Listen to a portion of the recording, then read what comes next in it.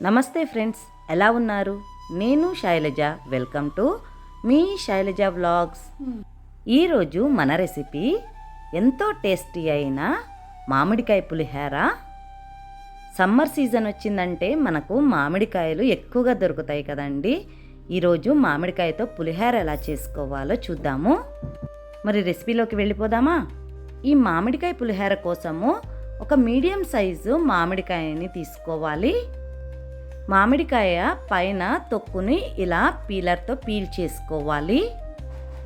ఇలా మామిడికాయ తొక్కు తీయకపోతే తొక్కు అనేది వగరుగా ఉంటుంది. ఇలా పీల్ చేసుకున్న మామిడికాయని ఒక గ్రేటర్ సహాయంతో పెద్ద హోల్స్ ఉన్న సైడు గ్రేట్ చేసుకోవాలి. ఇప్పటి వరకు మన ఛానల్ని ఎవరైనా సబ్స్క్రైబ్ చేసుకోకపోతే వెంటనే సబ్స్క్రైబ్ చేసుకోండి. చూడండి, ఒక మామిడికాయ తురుము ఇంత వచ్చింది, ఒక కప్పు వరకు ఉంటుంది. దీనిని సపరేట్ బౌల్లోకి ట్రాన్స్ఫర్ చేసుకుందాము. ఇప్పుడు ఒక మిక్సింగ్ బౌల్ తీసుకొని దానిలోకి ఉడకబెట్టిన అన్నాన్ని ఒక అరషాడు వరకు ఉంటుందండి. పులిహోరకు మనము అన్నం అనేది పొడి పొడిగా వండుకోవాలి, మరీ ముద్దగా వండకూడదు. ఇలా ఉడికించుకున్న అన్నాన్ని ఒక బౌల్లోకి వేసుకొని ఇలా పొడి పొడిగా చేసుకోవాలి.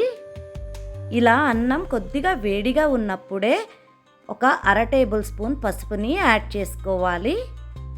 అలాగే 2 నుంచి 3 టేబుల్ స్పూన్ల నూనెను కూడా యాడ్ చేసుకోవాలి. ఇప్పుడు ఈ పసుపు నూనె అన్నంకి బాగా పట్టేటట్లు మిక్స్ చేసుకోవాలి. ఇలా ముందుగా పసుపు నూనె పట్టించుకోవడం వల్ల అన్నం అనేది పొడి పొడిలాడుతూ బిరుసెక్కుతుంది.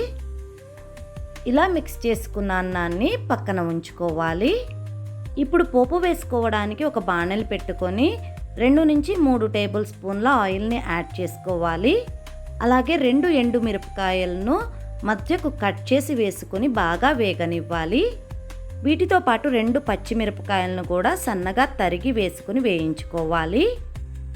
అలాగే 1 ఇంచి అల్లం ముక్కను కూడా చిన్న చిన్న పీసెస్గా కట్ చేసుకొని వేసుకొని వేయించుకోవాలి.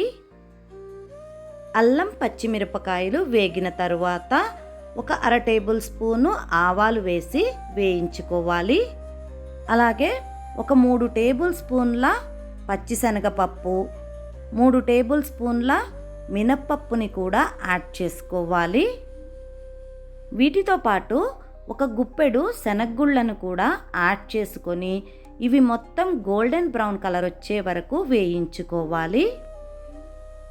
ఇప్పుడు కరివేపాకును కూడా యాడ్ చేసుకొని కరివేపాకు చిటపటలాడిన తరువాత మనం గ్రేట్ చేసి పెట్టుకున్నాం కదండి మామిడికాయ తరుగు, దానిని కూడా పోపులో వేసుకొని వేయించుకోవాలి.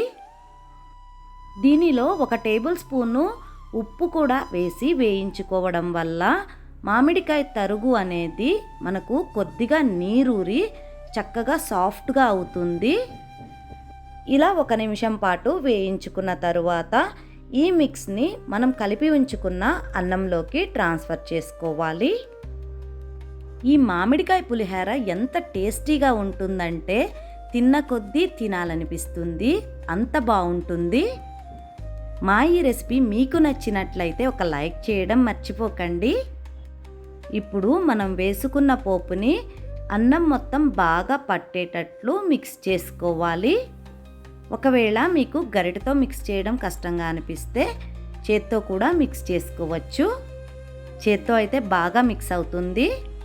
మనం 1 టేబుల్ స్పూనే సాల్ట్ వేసాం కాబట్టి సాల్ట్ అనేది సరిపోదు.